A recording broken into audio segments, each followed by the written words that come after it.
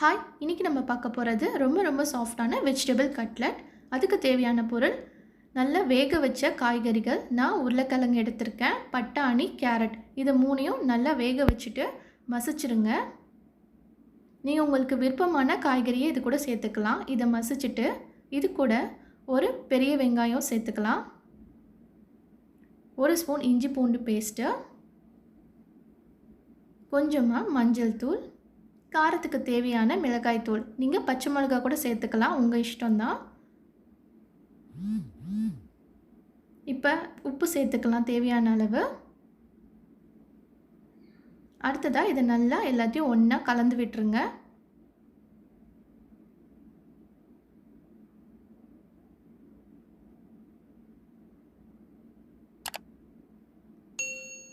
இப்போ நம்ம எல்லாத்தையும் நல்லா கலந்தாச்சு. 2 டேபிள் ஸ்பூன் கார்ன்ஃப்ளவர் சேர்த்துக்கலாம். அதுக்கப்புறமா 2 டேபிள் ஸ்பூன் மைதா. இவ்வளோ தான் இதுக்கு தேவையான பொருள். இப்போ கொஞ்சமாக கொத்தமல்லி. இப்போ இது எல்லாத்தையும் நல்லா பிசைஞ்சிருங்க. நம்ம கார்ன்ஃப்ளவர் மைதா சேர்த்தனால நம்மளுக்கு நல்லா அந்த டெக்ஸ்சர் பிரியாமல் ஒன்றா வரும். நீங்கள் பிரெட் க்ரம்ஸ் இருந்தால் கூட மைதாக்கு பதில் பிரெட் க்ரம்ஸ் சேர்த்துக்கலாம். இப்போ நல்லா பிசைஞ்சிருங்க. உங்களுக்கு வேணுங்கிற ஷேப் எடுத்துகிட்டு நம்ம இதை ஃப்ரை பண்ண வேண்டியதான்.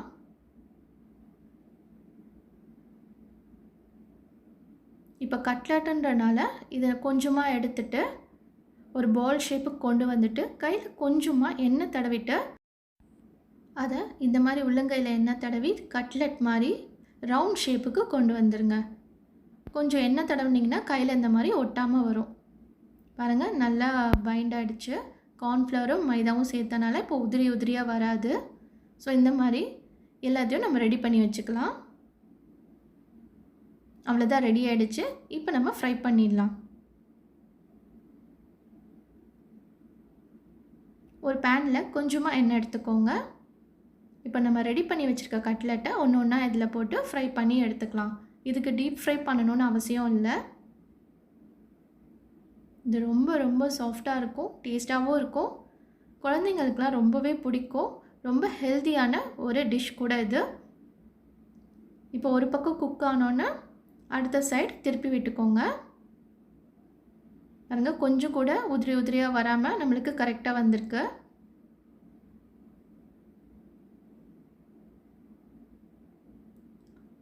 பாருங்கள், நம்மளோட கட்லட் சூப்பராக ரெடி ஆகிடுச்சு. கண்டிப்பாக ட்ரை பண்ணி பாருங்கள். இது ரொம்பவே சிம்பிள், வீட்டில் இருக்க பொருள் போதும். இப்போ நம்ம இதை எடுத்து வச்சு சர்வ் பண்ண வேண்டியதான்.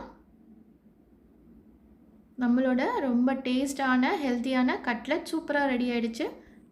கண்டிப்பாக ட்ரை பண்ணி பாருங்கள். உங்களுக்கு இந்த ரெசிபி பிடிச்சிருந்தா லைக் பண்ணுங்கள், சப்ஸ்கிரைப் பண்ணுங்கள், ஷேர் பண்ணுங்கள். அகைன் நெக்ஸ்ட் வீடியோவில் பார்க்கலாம். தேங்க்யூ.